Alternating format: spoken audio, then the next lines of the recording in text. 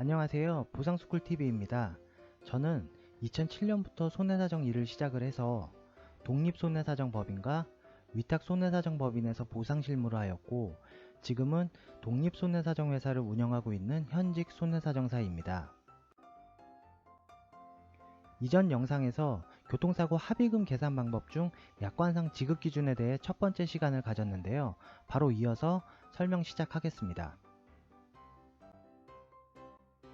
지난 시간에 설명드렸듯이 약관상 지급 기준은 피해자의 인적 손해 유형에 따라 사망보험금, 부상보험금, 장애보험금 세 가지 종목으로 구분을 하고 있고요. 이 세 가지 보험금 중 오늘은 부상보험금 지급 기준에 대해 설명드리겠습니다.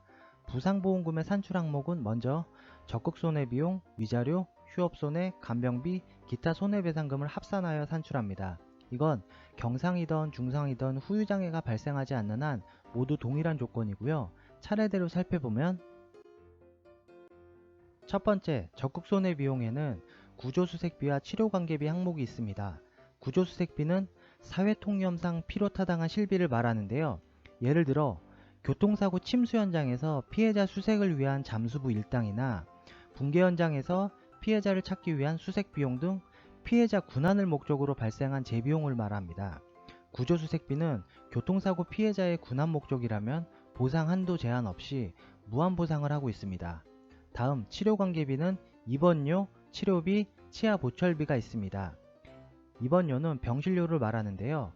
자보수가에서는 기준병실 비용으로 보상을 하는 것이 원칙입니다만, 예외적으로 치료 목적상 상급병실 사용이 필요하다는 주치의 소견이 있는 경우는 상급병실 이용이 일수 제한 없이 가능합니다. 그리고 기준병실 TO가 없는 경우에도 상급병실 이용이 가능한데요. 이때는 무제한은 아니고 7일을 한도로 상급병실 이용이 보상됩니다. 7일이 초과 시부터는 차액분은 본인부담부금으로 바뀌게 되니 이 경우에는 전원을 고려할 필요가 있습니다. 치료비는 응급치료, 호송, 진찰, 전원, 퇴원, 투약, 수술 등 치료 목적의 소요 실비를 말하고요. 무과실 사고가 아닌 한 치료비에 대해서는 피해자나 가해자 모두 한도 금액 제한 없이 무한 보상을 합니다. 치아보철비는 가철성 의치 또는 임플란트 모두 1회의 교체 비용을 보상하고 있습니다. 이 적극 손해비용 중 구조수색비는 구조수색 주체에게 직접 지급을 하고, 치료관계비 중 피해자가 지불한 직불치료비를 제외한 치료비는 보험사가 병원으로 지불 보증을 하기 때문에 피해자에게 직접 지급하는 항목은 아닙니다. 두 번째, 위자료인데요. 위자료의 청구권자는 피해자 본인이고요. 지급 기준은 자배법 시행령을 준용하여 진단명별 해당 급수를 적용을 하고, 이 급수에 따라 미리 정해놓은 금액으로 지급하는 것을 원칙으로 합니다. 다만 예외적으로 2급에서 11급 사이의 진단명이 하위 3등급 이내에 2개 이상 있는 경우에는 보유 진단명 중 가장 높은 급수의 차상위 등급을 인정액으로 지급합니다. 즉 5급 부상인 무릎골절과 6급 부상인 팔꿈치 탈구 진단을 받은 경우 4급 위자료 128만원을 인정액으로 지급을 합니다. 그리고 통상 경상 환자의 대표 진단명인 척추염자나 타박상은 부상급수가 12급 내지 14급에 해당되므로 위자료 15만원만 책정이 되지만, 단순 척추염자인 줄 알았다가 시간이 지나면서 팔다리 저림 증상이 심해져 MRI 촬영을 해보니 디스크나 추간판 탈출증이 확인된 경우에는 부상급수를 9급으로 상향 조정하여 25만원을 지급을 합니다. 나아가 추간판 탈출증인 경우에는 후유장애 보험금도 고려를 해야 하므로 저림 증상이 생겼다면 반드시 MRI 정밀검진을 해보시길 바랍니다. 합의금이 2배에서 3배 정도 상승하게 되니 꼭 참고하시길 바라고요. 각 급수별 진단명이나 세부 기준이 필요하신 분은 인터넷에 자배법 시행령으로 검색하셔서 바로 확인되시고, 가입 중인 자동차보험 약관에도 기재되어 있습니다. 세 번째, 휴업손해 항목입니다. 휴업손해는 약관상 지급기준과 소송시 지급기준에 대해 알아보고 실무상으로는 어떻게 처리되고 있는지 말씀드리겠습니다. 먼저 약관상 지급기준은 부상으로 인하여 휴업함으로써 수입의 감소가 있었음을 입증한 경우 피해자의 실제 수입 감소액의 85%를 지급한다고 합니다.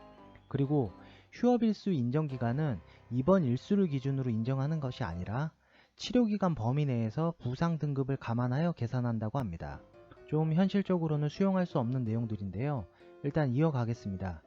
취업 가능 연령은 20세부터 65세까지만 인정하고 있고 20세 미만이거나 65세 이상인 경우에는 소득 증명을 하지 않는 한 휴업손해가 인정되지 않습니다.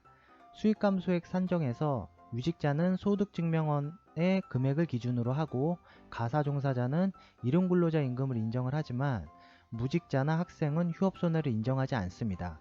결론적으로 수익감소 입증이 되는 유직자와 가사종사자만 휴업손해를 인정을 하고 그 이외에 수익감소 입증이 안 되는 유직자나 무직자, 학생 등은 휴업손해 항목에서는 받을 게 없게 된다는 겁니다. 반면 소송시 지급기준에서는 교통사고 피해자가 입원 기간 중에도 회사에서 월급을 받아 소득 감소가 없더라도 치료기간 중 입원 일수에 한해서는 휴업손해를 인정을 하고 있으며 생활비 공제 없이 100%를 적용을 하고 있습니다. 그리고 휴업 일수는 치료기간 중 입원 일수를 기준으로 인정을 하고 있고 소득 증명이 어려운 유직자나 가사종사자, 무직자, 학생의 경우에도 일용근로자 임금을 인정을 하고 있습니다. 정말 엄청나게 차이가 나는데요. 이처럼 휴업손해에 대해 보험사와 법원의 지급 기준이 차이가 나는 이유는 보험사는 사고로 인하여 피해자의 소득이 감소된 부분만을 손해로 보고 그 차액에 대한 손해만을 인정한다는 차액설의 입장을 취하고 있고 법원은 아니다. 사고로 인하여 실질적인 소득의 차이가 있었는지 여부에 관계없이 이번 기간은 현실적으로 노동능력 상실이 100%에 해당하므로 노동능력 상실률에 따라 그만큼의 손해를 인정해야 한다라는 평가설의 입장에서 판단을 하고 있기 때문입니다. 실무상으로는 법원과 보험사 기준을 절충해서 처리를 하고 있는데요. 휴업손해 기간에 대해서는 법원처럼 입원 일수로 인정을 하고 있고 휴업손해 대상에 대해서는 절충해서 가사종사자, 무직자, 학생도 일용임금을 인정을 하되 20세에서 65세에 해당하는 피해자로 제한을 합니다. 그리고 휴업손해 금액에 대해서는 보험사 방식으로 생활비 15%를 차감한 85%를 인정을 하고 있습니다. 여기서 한 가지 알아두셔야 할 내용은요. 이 기준은 실무상의 내용이기 때문에 절대적이진 않습니다. 즉 담당 실무자가 보수적이냐 아니면 유연하느냐 하는 담당자의 성향, 보험사의 보상센터의 상황, 피해자의 합의 스킬, 타이밍 등에 따라 얼마든지 달라질 수 있습니다. 다음 간병비 항목인데요. 간병비의 지급 대상은 피해자가 부상 등급 1급에서 5급 사이인 경우 미리 정해놓은 급수별 인정일수 한도로 간병비를 지급함을 원칙으로 합니다. 다만 예외적으로 부상 등급이 1에서 5급 사이에 해당되지 않더라도 부상자가 7세 미만이고 이 아이의 부모가 동일한 사고로 1급에서 5급에 해당되는 부상을 입은 경우라면 아이의 간병료도 지급을 합니다. 즉 아이는 경상이지만 부모가 중상을 입어 자녀 케어를 못하는 상황이라면 부모 본인의 간병비뿐 아니라 자녀의 간병비까지 인정을 한다는 뜻으로 보시면 됩니다. 간병비의 인정일수는 1에서 2급은 60일, 3에서 4급은 30일, 5급은 15일 한도 내에서 간병인 사용 유무와 상관없이 실제 입원 일수대로 간병비를 인정하고 있으며 간병료는 하루당 일용근로자 임금을 기준으로 적용을 합니다. 마지막 기타손해배상금입니다. 기타손해배상금은 지금까지 봤던 적극손해비용, 위자료, 휴업손해 항목 외에 교통비나 기타 경비 등으로 소요된 실비를 인정을 하고 있는데요. 약관상 기재되어 있는 기타손해배상금의 인정 대상으로는 먼저 입원 기간인 경우에는 환자의 요청으로 병원 식사를 이용하지 않았다면 한 끼당 4,030원을 합의금에 산정을 하고 통원기간인 경우에는 실제 통원한 일수에 한하여 하루당 8,000원을 교통비로 지급을 하고 있습니다. 이렇게 해서 약관상의 부상보험금 산출 항목에 대해 알아봤는데요.